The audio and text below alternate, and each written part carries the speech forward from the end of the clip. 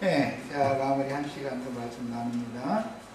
네, 오전 2시간 동안에 레위기 12장에 나오는 그 여자의 그 임산과 해산에 관한 이런 말씀은 하나님의 그 경륜에 따른 구속사를 지금 말하고자 한다.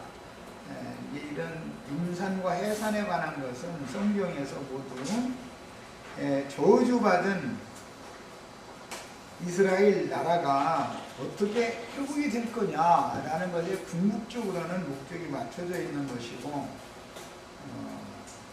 죄와 사망의 법에 의해서 죄에게 종노릇하고 세상의 종노릇하고 율법 저주에 의해서 정죄받고 심판받을 수밖에 없는 죄인들이 어떻게 하나님의 은혜로 말미암아 부어주시는 구원을 회복할 것이냐, 이것을 중점으로 말씀하는 중이다라는 거 큰 민박을 말씀을 드렸어요.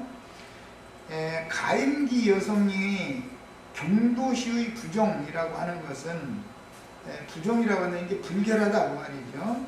그것은 이스라엘의 그 전통 그 종교적인 의례법에 의하면은 피를 흘리는 것이라든지 또는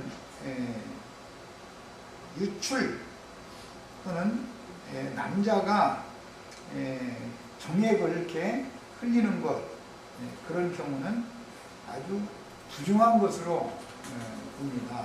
그래서 반드시 유출을 했거나 그 다음에 정액을 이렇게 흘렸으면은 정결케 하는 의례를 행해야 되는 거예요, 반드시. 이런 것은 모두 다 뭘 상징하는가? 이것은 하늘이 주신 생명을 소실하는 것은 하나님 앞에는 죄다. 그런데 그 죄의 법이 변하여 생명의 법이 되게 하려면 여인의 경도라고 하는 것이 끝나서, 경도가 끝난 사람이 하나님으로 말미암아 새 생명을 잉태하고 해산하게 되면 여자가 그 해산함으로 구원을 받는다라는 말씀이 이게 적용이 되기 때문에, 이것은 육의 생명이 끝나지 않으면 영적인 하늘의 생명, 부활의 아들, 하나님의 아들로 태어나지 않으면 이 세상에서 별걸 다 가지고 있던 사람도 하나님 나라에는 무익하다, 하나님 나라와는 상관없는 사람이다 라는 걸 근원적으로 말하고자 하는데 목적이 있습니다. 그 다음에 여인의 이런 부정은 저주받은 죄인들의 근원적인 생명이 살아있다. 가임기의 여성이 경도를 한다라는 것은 육신의 생명을 생산할 수 있는 가능성이 있다라는 말이에요. 이제 이 말은 육신의 정욕, 안목의 정욕, 이생의 허영으로 대표되는 육체의 각색 정욕들이 사람이 아무리 거룩한 것 같고 깨끗한 것 같아도 그 속에 근원적으로 생명 자체가 그렇게 부정한 생명이 들어있기 때문에 어떤 상황이 되면 다 그 열매를 맺을 수밖에 없다라는 것을 암시한다. 그래서 경도하는 여인을 이스라엘 율법에서는 부정한 것으로 봤었던 거예요.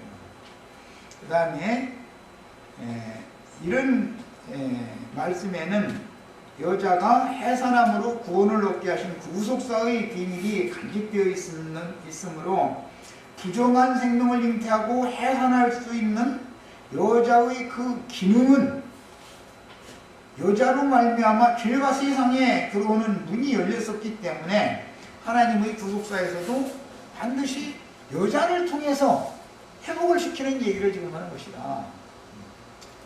그 다음에 세상의 죄를 구속하시는 하나님의 비밀이신 그리스도의 구속사가 여자를 통해서 아들을 낳거나 딸을 낳게 하는 그 말씀 속에 해산, 잉태와 해산이라고 하는 말씀 속에 그리스도의 구속사가 암시되어 있다는 것.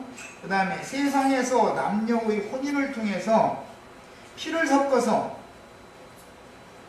생명을 여자의 태에 생명을 잉태시키고 해산날이 이르도록 태중에서 안전하게 길렀다가 때가 차면 해상케 하시는 하나님은 생명의 주인이시오 죄악이 만연한 세상에 그분의 구속사를 비밀스럽게 이루시는 전능한 하나님이고 생명의 주인이다라는 걸 암시합니다. 여인이 잉태를 하면 그 태중에 양수라고 하는 특수한 물주머니가 생기기 때문에 아이는 물에서 자라는 거예요. 이 성경에 보면 물에다가 씨를 심으면 먼 훗날 거두는 때가 온다. 그런 말씀이 전도서에 보면 나오죠. 그럼 사람들이 씨를 밭에다가 심는다고 해야 맞지 물에다가 씨를 심는다는 말이 되겠어요? 그게 무슨 말이냐 이 말이에요. 이것은 여인의 마른 태가 아니고 하나님의 은혜가 임한 그 태에다가 생명의 씨를 심으면 반드시 생명의 열매를 맺게 된다라는 걸 예언으로 이렇게 암시적으로 하는 말들인 것이죠. 그 다음에 한 사람 아담을 통해서 세상에 저주가 들어왔지만 한 사람 아브라함을 통해서 세상의 저주를 제거하고 복으로 바꿔주시는 하나님의 구속 경륜이 여기에 암시되어져 있는 겁니다. 그 다음에 할례받기 전의 아브라함과 할례받은 후의 아브라함이 경수가 끊기기 전의 사례와 경수가 끊어진 사라 서로가 짝이 맞아야 되니까 그래서 할례받은 아브라함이 경수가 끊어진 그 다음에 때가 찬 사라를 통해서 아들을 낳는데 이게 둘째 사람 이삭이었다. 그래서 창세기에서는 아담과 하와가 맏아들을 낳았는데 그 사람은 가인이었었잖아요. 두 번째 아들을 낳았는데 그 사람은 아벨이었단 말이에요. 늘 첫사람은 땅에 속한 사람이요 둘째 사람은 하늘에 속한 사람이다 라는 걸 암시하는 거예요. 그 다음에 아브라함이 할례를 받아 육신의 생명을 베어낸 후에 이것은 육적 자아를 제거했다 그런 뜻인데 베어낸 후에 종결한 씨를 경수가 끊어진 지가 오래된 후에 하나님이 치료해 주신 아내 사레의 태에 심어서 이삭을 낳았으니 남자든 여자든 할례로 상징된 철저한 회개를 통해서 회개를 한다. 그 다음에 용서해 주신다라는 것은 태를 치료하는 것, 땅을 회복시켜주는 것을 비유적으로 하는 말이다. 사람이 회개를 하게 하시기 위해서 인생사에서 여러 가지의 어떤 많은 시험들을 당하게 하시는데 그것은 하나님께로 회개하고 돌이켜라 라고 하는 그 영혼을 고치는 하나님의 선행 조건이다. 거기다 하나님의 생명을 심어서 거듭나게 하려는 선행 조건 언제나 남자는 아내를 거느릴 줄 알아야죠.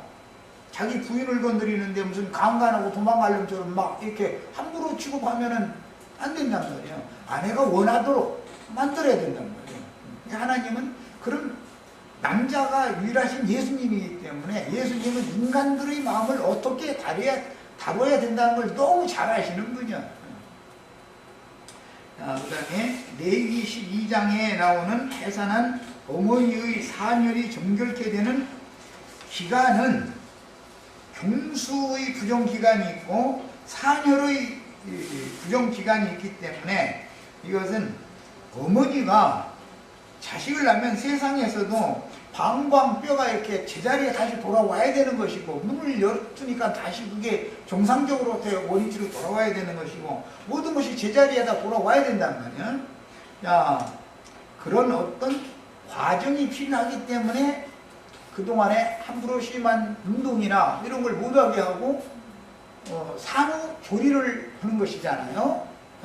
자동적으로 시간이 지나면 그게 이제 산후조리를 해가면서 시간이 지나면 원위치로 모든 게 다 이제 회복이 되는 거니까 그런 것은 하나의 상징인 것이고 사람의 영혼이 아무리 하나님 앞에 은혜를 입었다 할지라도 그 다음에 그 사람의 영혼이 또 거듭났다 할지라도 그 개인적으로 봐도 그 사람의 영혼을 하나님이 완전히 너는 정결하다라고 인정받기까지는 어떤 기간이 필요한 것이다. 그래서 우리가 거듭난 후에도 교회 생활을 필수적으로 하게 되는 것이다.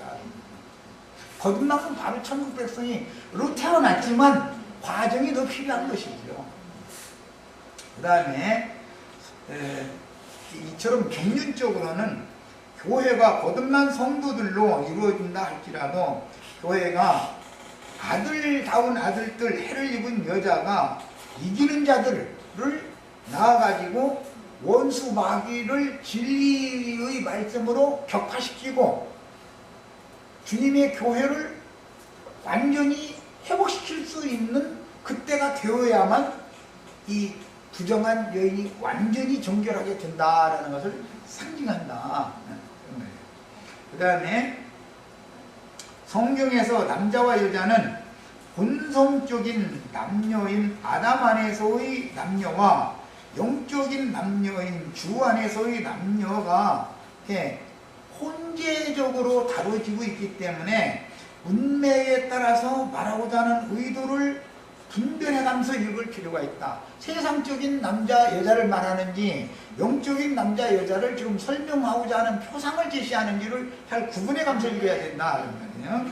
그 다음에 본디 남자의 씨를 여자의 태에 심어서 잉태케 하시고 해산케 하시며 생육하고 번성하게 하시는 것은 하나님의 창조 질서에 의한 것이고, 뱀의 미혹을 받은 여자의 말을 듣고 남자도 금령의 나무 실과를 따먹은 후로는 여자에게 잉태하는 고통과 해산하는 수고가 크게 더해진 것은 천국의 비밀로서 이기는 자들을 낳은 하늘의 예루살렘에 대한 암시가 되는 것이며, 궁극적으로는 처녀가 잉태하여 아들을 낳는다 그랬는데 예수님은 처녀가 잉태하여 아들을 낳았죠. 지금 레위기 12장에서 여자가 앞에 나온 것은 남자애를 낳은 경우죠. 이것은 처녀가 아들을 낳은 경우를 상징적으로 비유적으로 율법에 지금 제시를 해놓는 것이다 그 말이에요. 자, 그러면 처녀라고 성경이 영적으로 적용을 이거를 할 때 이 말은 처녀가 어떻게 세상에서 아들을 낳습니까? 내 딸이 나와서 오늘날 배가 불러가지고 왔어. 결혼도 안 시켰는데 그러면은 어느 놈이냐 딱 물어보죠. 어느 놈이냐 대답을 잘 안 하려고 그러면 이거는 보통 문제가 아니단 말이야. 큰 문제가 벌어진 거예요. 이제 아무 데서 아는 어떤 놈이다 라고 하면 그럼 데리고 와라 그러면 해서 이것을 빨리빨리 해결을 해야 돼요. 정상적으로 교통정리를 부모가 해줘야 되잖아요. 그런 것처럼 세상에서는 처녀가 아들을 낳을 방법이 없어요. 어떤 경우에도 처녀가 아들 낳았다고 하면 그건 거짓말이지. 누군가 남자를 만났으니까 일이 벌어진 거지. 자, 이건 다 비유다. 그래서 성경이 말하는 처녀라고 한 것은 옛 죄를 토설하고 자백하고 철두철미하게 회개해서 하나님 앞에 너는 깨끗하다, 너는 정결하다라는 확증을 받은 영혼의 상태를 말하는 것이지, 육신적인 처녀가 뭐 애를 낳다 지금 그걸 말하는데 목적이 있는 게 아니라 그 태가 정결하냐의 여부를 말하는 것이다.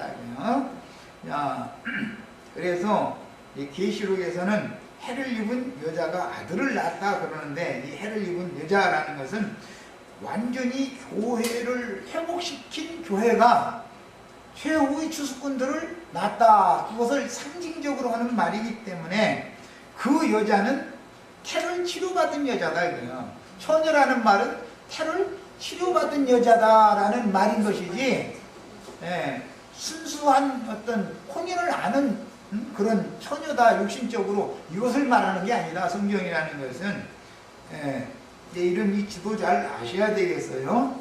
그 다음에 아담 안에서의 해산으로 인한 사녀의 피 흘림은 부정한 피 흘림으로서 여자가 사내 아이를 낳으면 7일 동안과 33일 합쳐서 40일 동안 부정하다 하셨는데, 이런 말씀을 통해서 하나님은 혈과 육의 몸을 입고 태어나는 모든 사람은 누구나 근원적으로 부정하지만 구속받고 나서 연단과 시험의 기간을 40일이라고 하는 것은 광야 40년과 같이 성경에서는 하루를 1년으로 계산하는 이제 율법이 나오기 때문에 40년이라는 것은 연단과 시험의 기간이다. 건넌 사람은 반드시 출애굽을 해서 홍해바다를 건너서 나오면, 잉태한 여인이 해산을 하면 그건 홍해바다를 건너서 나온 거예요. 이제 문을 열고 나온 거예요. 세상으로. 상징력. 그래서 세상에 태어나면 당연히 연단과 시험 기간을 거쳐서 약속의 기업으로 들어가게 해주는 것을 상징하는 것이다. 그런데 한 번만 광야를 딱 지나서 바로 가나안 땅에 들어가야 되는데 그게 안 돼가지고 곡절로 40년을 한 번 더 돌아야 돼. 그런 여자도 있다는 거예요. 그건 딸을 낳은 자다. 그런데 예루살렘의 딸이라는 말이 나오고 예루살렘의 아들들이라는 말이 나와요. 예루살렘이 낳은 아들들이 이제 이사야서 62장에 보면 예루살렘이 낳은 딸들을 아내로 취하는 얘기죠. 그래서 헵시바 필라이드가 거기 나온 거 아니에요? 이런 것처럼 당연히 하나님의 아들들은 예루살렘 여자들을 아내로 취하게 하는 것이 하나님의 경륜을 이루는 문제다. 이거는 이제 다음에 더 그 경륜적인 그 문제는 다음에 더 소상히 말씀을 드릴 것이지만 기본적으로 구약의 율법 시대가 있었었고 신약의 교회 시대와 천년 기간의 왕국 시대가 있습니다. 구약 시대의 백성들은 자기 시대의 구원을 이루어서 신약 시대를 상으로 받을 것이냐, 그 다음에 신약 시대의 백성들은 자기 시대의 구원을 이루어서 오는 천년 왕국을 상으로 받을 것이냐의 문제와 이게 관련이 되는 거예요. 상으로 받지 못하면 바깥 어둠에 쫓겨나는 징벌을 받은 다음에 하나님의 백성으로 겨우 들어가는 거예요. 영원한 심판을 거쳐서. 자, 그 다음에 하나님은 부정한 사람을 예수님의 피로 구속하여 거룩하고 정결하게 하는 기한을 정해두셨고 하나님은 항상 때와 기한을 두고 일을 하시죠. 요즘에 이제 어떤 마침 안식일을 지키지 않는 것은 때와 법을 경계시키는 거다. 이거 주장하는 무리가 이제 그 목사가 마침 우리 이제 사이트에 들어와서 이런 말 저런 말해서 성경이 말하는 바는 때라고 하는 것은 예수님의 때를 말하는 것이고 법이라고 하는 것은 예수님의 법을 말하는 것이다. 그런 것도 몰라가지고서야 목사를 어떻게 하느냐가 일어났더니 기분이 상당히 안 좋아졌던 것 같아요. 안식일이라고 하는 것이 때를 결정하는 게 아니죠. 안식일 때를 말하겠어요? 안식일이라고 하는 율법 제4계명 그 율법이 법이겠냔 말이에요. 그 얘기를 지금 하는 게 아니란 말이에요. 성경이라는 건 모두 예수 그리스도의 이 모든 성경이 누구에 대해서 말하는 거다? 예수님이 나에 대해서 말하는 것이다. 그래서 안식일이 그럼 뭐를 말하는 거예요? 예수님을 말하는 것이죠. 예수님이 안식일이다 그러면 그 행의 성경을 자의로 해석하는 사이비와 똑같다 이래버렸더만. 그러니까 명절이라는 것은 예수님을 말한다 이거예요. 모든 게 누구에 대해서 말한다? 예수님에 대해서 말하는 거예요. 하늘은 누구에 대해서 말하는 거예요? 예수님이요. 땅은 누구에 대해서 말하는 거예요? 예수님의 마음을 말하는 거예요. 하늘은 예수님의 영을 말하는 거예요. 이처럼 모든 것이 예수에 대해서 말하는 거예요. 우주 만물 있다. 현재적으로 있는 존재 자체가 예수님이 계시면 존재하는 것이고 예수님이 함께하지 않으면 존재 자체가 없는 거예요. 죽은 거예요. 다 허황된 거고 다 험한 것들이요. 이런 개념을 알아야 된다. 예수 그리스도는 만유의 주인도 되시지만 만유 자체다 이거예요. 만유는 그리스도단 말이야. 빛이 있으라 하면 있다는 그 존재, 그것은 예수님의 말씀을 깨닫는 그 깨달음이 형제 자매님들의 어둠에 잡혀있는 마음속에 빛이 있으라. 지금 그걸 말하는 것이지 세상에 구름 꼈다 가서 구름 물러가라 그 말이 아니단 말이에요. 성경이라는 것은 모두 다 이와 같이 맑은 공기 우리가 숨을 쉬는 건 조상이고 그것은 하나님이 숨을 내쉬며 가라사대 성령을 받으라 했을 때 하나님의 호흡, 새로운 호흡을 우리가 받아야 된다 이거예요. 아담의 호흡은 영원한 호흡이 아니기 때문에 구속을 이루신 예수님의 새로운 호흡을 받아야서 그 숨을 쉬거나 영생한다. 지금 이걸 말한단 말이에요. 이처럼 성경이라는 건 전부 누구에 대해서 말한다? 예수님에 대해서 말하는 거예요. 그러니까 빛 하면 예수님을 말하는 거예요. 밝은 물 생수 하면 예수님을 말하는 거예요. 생명의 양식 예수님을 말하는 거예요. 제사장 예수님을 말하는 거예요. 성전 예수님을 말하는 거예요. 제물 예수님을 말하는 거예요. 제사 예수님을 말하는 거예요. 안식일 예수님을 말하는 거예요. 명절 예수님을 말하는 거예요. 전부 다 예수님을 말하는 거예요. 이런 기본 인식이 바꿔져야 된다고요. 그렇지 않으면 마귀의 세계에 휘둘리게 돼 있어 사람이. 진리는 예수님의 우주 만물의 모든 것의 참것 그림자 모형이라는 물질계에 있는 것이지만 그것의 참은 예수님이다. 그래서 내가 곧 진리다 이렇게 말해요. 우주의 비밀 모든 것의 실제 실성 나타난 사실 이것은 예수님을 말하는 거다. 자, 그 다음에 뭐 여러 가지가 다 있겠지만 의사가 필요하면 의사가 누구예요? 예수님이에요. 세상의 의사는 예수님에 대한 예표의 사람들이군요. 세상의 의사는 육신이나 고치 영혼의 병든 것은 못 고쳐. 하나님이 오셔야 영혼의 병을 고칠 수 있는 근본적으로 양심을 바꿔놓을 수 있는 건 예수님밖에 없어. 선생 랍비가 누구요? 유대교 지도자가 아니고 예수님이요. 예수님만이 선생이요. 참다운 선생. 모든 것이 다 성경이 말하는 건 누구에 대해서 말한다? 예수님에 대해서 말한다. 이걸 정확하게 알고 계셔야 되겠어요. 자, 그 다음에 아담과 하와의 혼인은 결국 그리스도와 교회의 영적 연합을 상징하는 표상이기 때문에 남녀의 혼인으로 인한 새 생명의 출산은 복음을 믿음으로 말미암아 성령과 연합하여 한 명이 된 사람의 거듭남을 상징하는 것이며 여자의 출산은 교회가 전도하여 성령으로 거듭난 새신자들을 얻어서 교회 중에서 길러서 생육하고 번성하여 주님의 집, 주님의 왕국, 주님의 나라 그 천국이 흥왕하게 되는 것을 상징한다. 그 다음에 레위기 12장에서 자녀를 생산한 어머니인 여자는 교회를 영적으로는 상징하는 것이며 여자가 낳은 그러니까 예수님을 낳은 마리아는 교회에 대한 처녀교회. 그래서 교회를 처녀라고 비유하지요. 신랑을 기다리는 열처녀, 처녀라고 그러잖아요. 교회 보고는 처녀라고 한단 말이야. 처녀 마리아는 처녀교회를 상징한다 해요. 그래서 바울사도가 이런 개념을 알고 있었기 때문에 나는 너희를 가르쳐서 정결한 처녀로서 한 남편인 그리스도께 중매하느라고 내가 해산하는 수고를 다시 한다. 바울은 남자인데 남자가 어떻게 해산을 하겠어요? 그럼 무슨 말이야?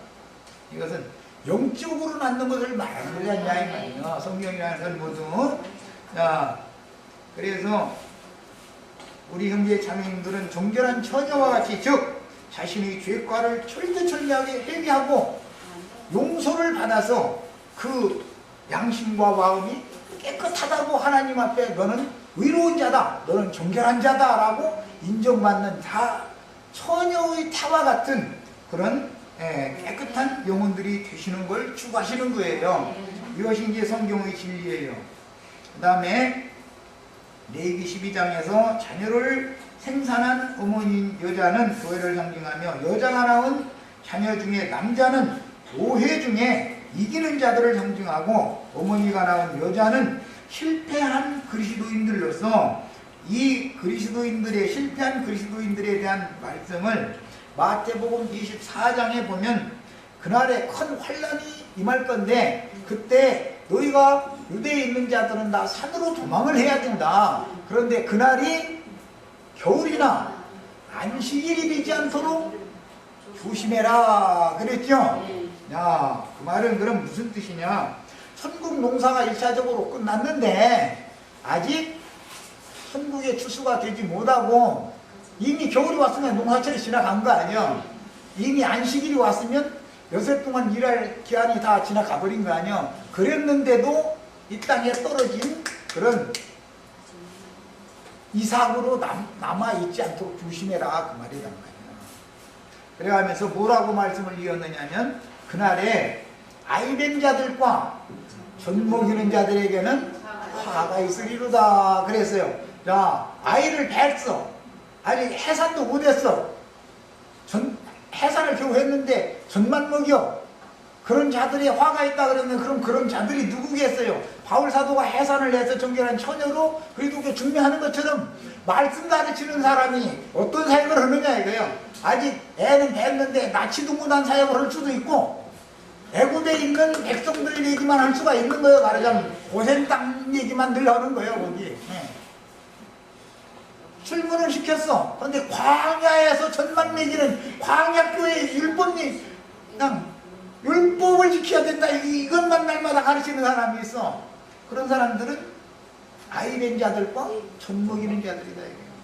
그들은 장성한 자로 자라서 추수될 만한 사람들을 길러낼 수 있는 사역자가 아니다 이거예요. 율법 제사장들은 아이된 자들과 젖 먹이는 자들이다. 그래서 그날에 두 남자가 밭에서 일을 하는데 하나는 데려감을 당하고 하나는 버려둠을 당한다. 그래. 그 남자는 씨를 뿌리는 사람이죠. 남자에게는 씨가 있지요. 여자는 밭이란 말이야. 야, 사역자가 두 종류가 있다 이 말이야.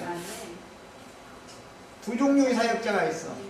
아이를 베고 해산은 겨우 했는데 젖만 먹이는 그걸로 평생 그 일만 해. 이걸 이제 갈라디아서에서는 초등학문을 가르치는 웅학선생들이다. 초등교사다 이렇게 보는 거예요. 초등교사로서의 사명이 있는데 초등교사의 사명도 필요하지요.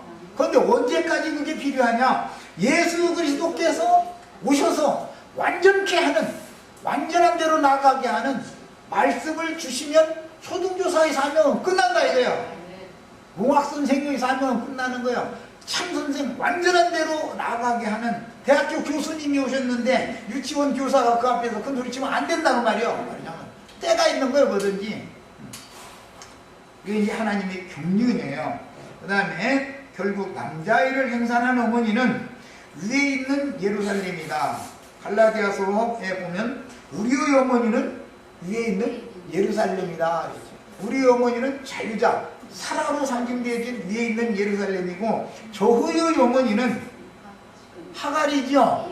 네. 지금 있는 예루살렘이 낳은 아들은 아들인데 하갈이 낳은 아들이다. 그건 율법의 종들의 어머니다. 그래서 시종이라고 하는 여자가 시종 여자는 계속 종자를 퍼뜨려도 아들을 낳아도 종을 낳죠. 종 어머니가 나면 그 아들도 하늘의 천국의 호적에 입적을 시키는 것이 아니고 그냥 종의 자녀로 입적을 시켜버리고 만다 이 말이에요. 그런 사역을 하는 게 기독교계를 말한다.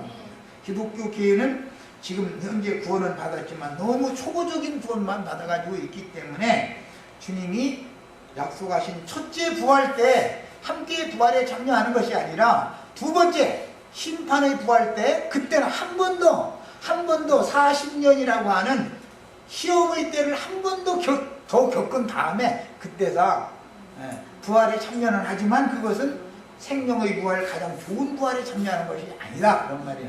야, 이것은 이제 좀 더 소상한 얘기는 시간이 있을 때 더 많이 말씀을 나눌 겁니다. 그 다음에 성경에서 두 남자와 두 여자는 비밀스러운 계시로서 밭에서 일하던 두 남자 여기가 나오고 마태복음에는 밭에서 일하던 두 남자가 하나는 데려감을 당하고 하나는 버려둠을 당한다. 버려둠을 당한 사람은 40년을 광야 생활을 더 해야 된다 그 말이란 말이에요. 그래서 80이라고 하는 수를 채워야 되는 거야. 그런데 우리는 단번에 이 한 세상 복음이 전파될 때 이 세상 딱 종결함과 동시에 첫째 부활에 가장 좋은 부활에 다 함께 참여해서 신부성에 다 데려감을 받는 거예요. 이런 것을 추구하는 거예요. 그 다음에 누가복음에는 그날에 두 남자가 한 자리에 누워서 자는데 하나는 내려감을 당하고 하나는 버려둠을 당한다 이렇게 돼 있어요. 누가복음에서 두 남자가 한 자리에 누워서 잔다 그 말은 이 생에서의 자기 구원을 마치고 음부로 들어가서 쉬고 있다 그 말이야. 그런데 그날에 마지막 나팔과 함께 첫째 부활 일어날 자는 무덤에 있는 자들 다 이제 일어나라 하고 나팔을 부는데 그 중에 자던 자 중에 남자 하나는 데려감을 받는 것이고 베드로 말하자면 바울 이런 분들이요. 우리는 살아서 그날 바로 데려감을 받을 것이고 두 여자도 그 어떤 남자와 어떤 여자는 짝이기 때문에 같이 그쪽으로 가는 거야 이쪽으로 가고 그러죠. 남편이 이사 가면 아내와 가족은 졸졸졸 따라가야죠. 우리 김명숙 자매하고 우리 아이들하고는 헐수 시대가 여기저기 남편이 이사 가면 아내는 자동적으로 따라오게 돼 있고 자식들은 자동적으로 따라오게 돼 있어. 그거는 이런 것처럼 남편은 머리이기 때문에 아내와 가족의 책임져야 돼요. 그래서 남편이 직사하게 고생하면 아내와 자식은 고생해야 행복해요? 그건 뻔한 거야. 그건 물어볼 필요도 없어. 남편이 그 모양이면 아내와 자식은 뭐 당연해. 그건 이것은 하나님은 머리 사상이에요. 어떤 남편을 만나는 게 이렇게 중요한 거예요. 세상에서도 남편 잘 만나야 돼. 남편을 잘못 만났다가는 아내와 가족이 아주 같이 그냥 죽어나는 거야. 아니 왜 무섭다 그래.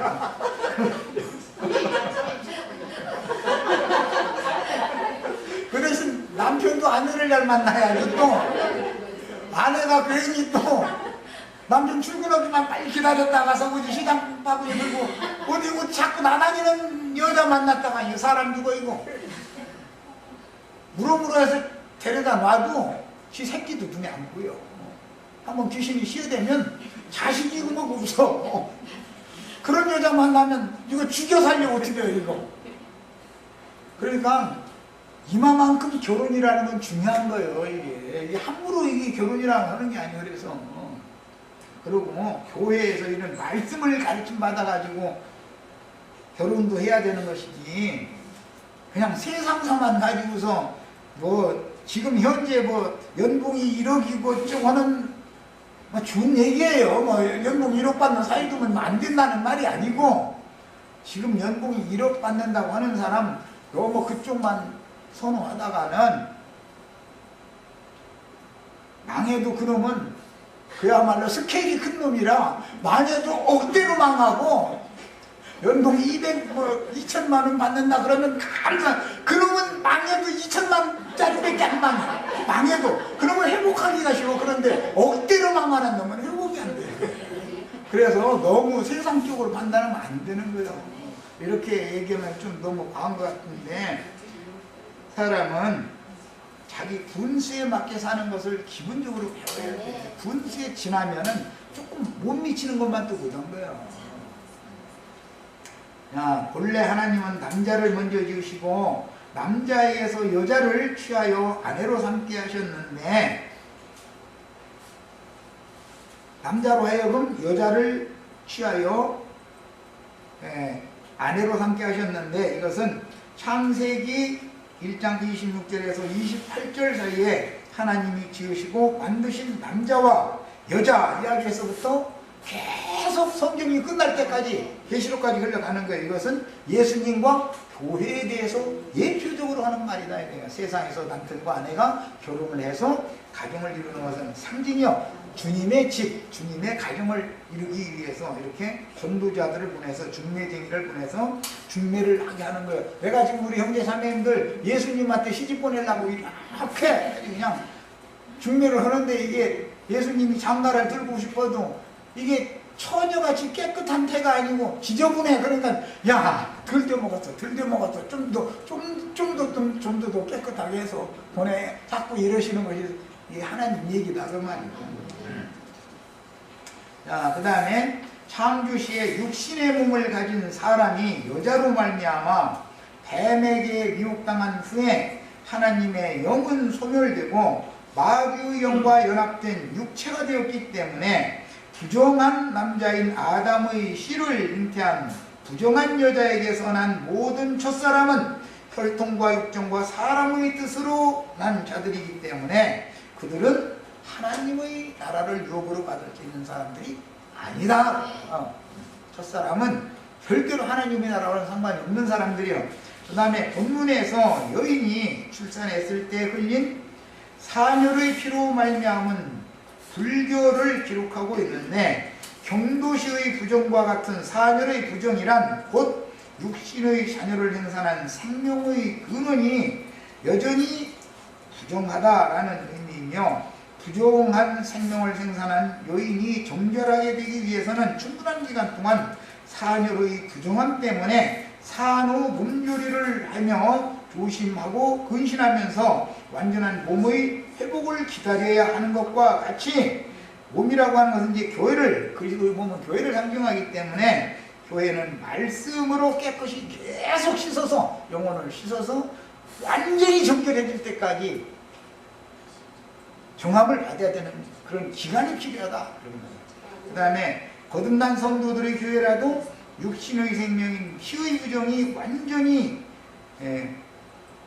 정결하게 온 몸이 깨끗해지기 위해서는 충분한 기간 동안 교회 생활을 통해서 영혼을 거룩하고 의롭게 보존하여 사람의 영과 마음을 건전케 하시는 말씀으로 계속해서 씻음을 받고 그 생명이 온전케 되도록 자라서 거룩하고 흠이 없는 영광스러운 교회로 세움을 받아야 그 교회에게 장가들 오시는 거다. 그런 말이에요. 예수님의 재림이란 이런 거예요.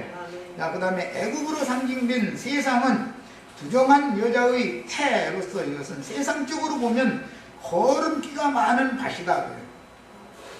거름기가 많은 밭은 깨끗한 밭이 아니죠.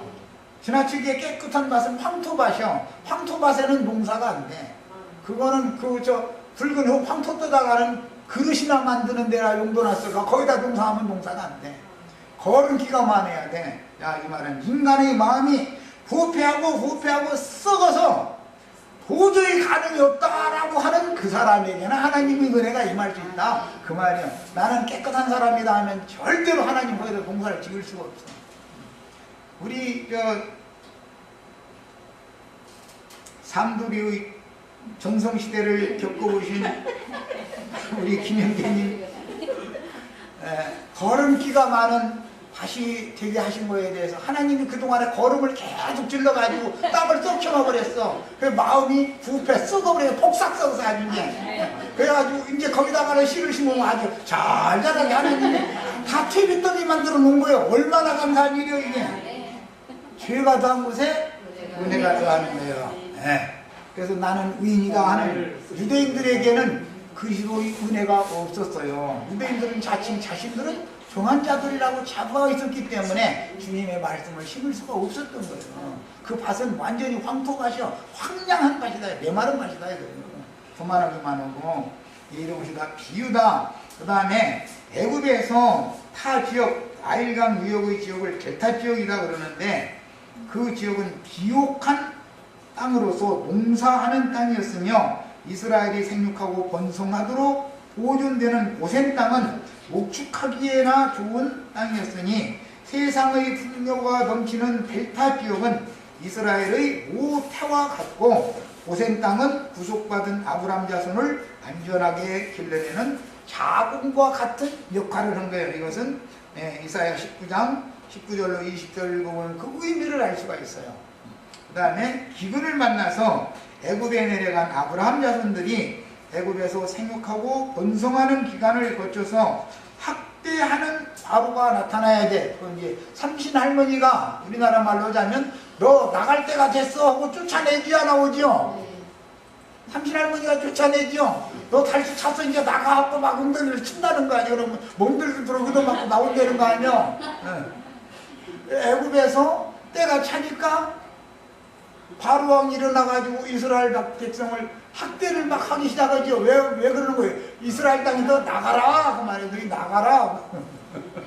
때가 찼다 그 말이야. 아브라함에게 약속한 400년이 지나서 430년이 딱 찼을 때는 이제는 출애굽을 하는 거예요. 더 이상 거기 있을 수가 없어. 뱃속에서 잉태된 아이가 달수가 차면 더 이상 있을 수가 없어요. 삼신할머니가 엉덩이 빨리 나가라 엉덩이를 수두룩게 쳤어서 시퍼렇게 멍들어 갖고 나온다는 거 아니야.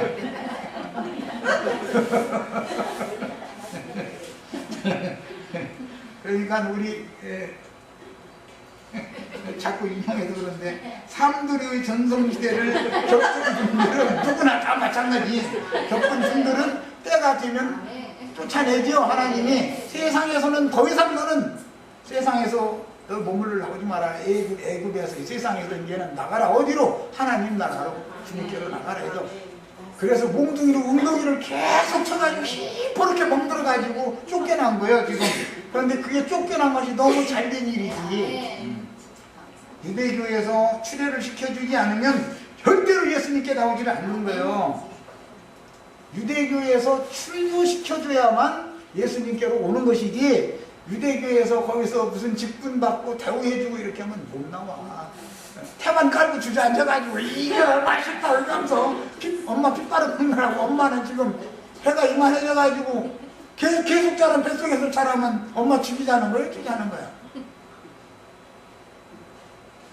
성경의 이치를 잘 깨달으란 말이에요. 성경에. 그래서 아이 된 자들 해산대가 됐으면 아이를 낳아야 되는데 뱃속에서 아이가 안 나가려고 탯줄 붙잡고 이거 먹고 살겠대. 어떤 놈이 아직 안 나가려고 목을 탯줄 넣고 가보는 놈도 있어. 나 죽여라 이거야. 나 나가기 싫으니까. 탯줄도 못 닦은 가보는 놈도 있어. 그래도 소용없어. 삼신할머니가 후려치면 나가야 돼. 그것이 출애굽 사건이다. 인생사가 그렇게 상징된 것이다 말이죠.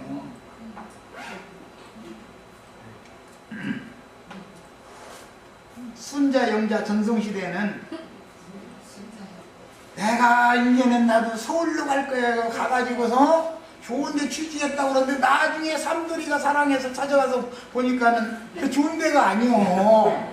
불빛이 왔다 갔다 이러는데 그 동네에서 있는데 손잡고 순자야 영자야 이제 너 좋은 시절 다 갔다. 나도 끝까지 사랑하니까 나 따라서 가자. 이러지 말고 정신 차려. 그러면 따라 나와야 돼요. 내가 시골 촌구석에 너 하나 받아보고 돌아가게 생겼어? 그래야 돼. 알아서 해 이제. 그건 알아서 하는 거야. 살고 싶으면 사랑하는 그 사랑하는 총각이 와서 저 그 짓을 하고 다녔는데도 다 지난날 없던 걸 하고 지난 모든 죄를 내가 단번에 다 간과해 줬으니까 다 없는 걸 올 거니까 그 지난날에 대해서 잊어버리고 나랑 같이 가서 딸아들 낳고 내가 문밭 읽어서 우리 행복하게 좀 살아보자. 오두막살이면 어떠냐. 여기 불빛이 왔다 갔다 하는 게 이게 그렇게 좋냐. 난 정신이 하나도 없다 이거 보니까. 이러면 따라 나와야지요. 이렇게까지 전에도 내가 예수 믿으면 예수가 만내겨 세상이 좋지 이러고 안 나오면 헐떡지고 어떻게 할 거요. 근데 그게 순자 영자의 정성치레가 아직 안 끝난 사람은 아무리 총각이 다시 찾아와서 너 지난 과거에 어떻게 산 거에 대해서 난 물어보지도 않을 거니까 네가 화랑방탕하고 이러고 산 거야. 다 에이 좋다. 없는 걸 하고 나는 너 아니면은 사랑하는 다른 여자가 내 마음에 들지를 않으니 어떻게 했냐 가자 하면 눈물 흘려가면서 쫓아나와야지. 말할 것도 없지. 그 남자는 절대 자기를 대신 않는단 말이에요. 그런데 내가 지금 그 촌구석이 싫어서 이제 나왔는데 다시 거기로 가느냐고. 땅을 되사러 왔으면 땅 주인한테 돌아가야지. 기근을 만나서 애굽에 내려간 아브라함 자손들이 애굽에서 생육하고 번성하는 기간을 거쳐서 학대를 당하는 때 이르러 하나님께서 출애굽을 하게 하시는데 이는 마치 태가 살아있는 여자의 태에 잉태된 아이가 해산되는 과정을 암시하며 개인적으로는 성령으로 잉태되고 해산하기 위해서는 당연히 모든 게 때가 있는 것이다. 때가 아무리 회개하라고 외쳐도 영자의 전성시대, 삼두리의 전성시대 가서 회개하시오 하면 너나 잘해 그랬어. 너나 잘해 그러지 귓가에 두지를 않아 이게. 그래서 이게 때가 차야 되는 거예요. 자, 이것이 하나님의 은혜라는 거예요. 세상 교회 사람들이 말할 때 하나님 앞에 은혜 받았다고 돈 몇 푼 생기면 은혜 받았다고 그럼 돈 안 생기면 은혜 없어? 그게 은혜가 아니고 매질을 해서라도 나로 하여금 세상줄 딱 끝내게 만들고 주님 앞에 딱 눈물을 흘려 돌아오게 하는 것이 은혜인 거예요. 몇 가지 더 하시겠습니다.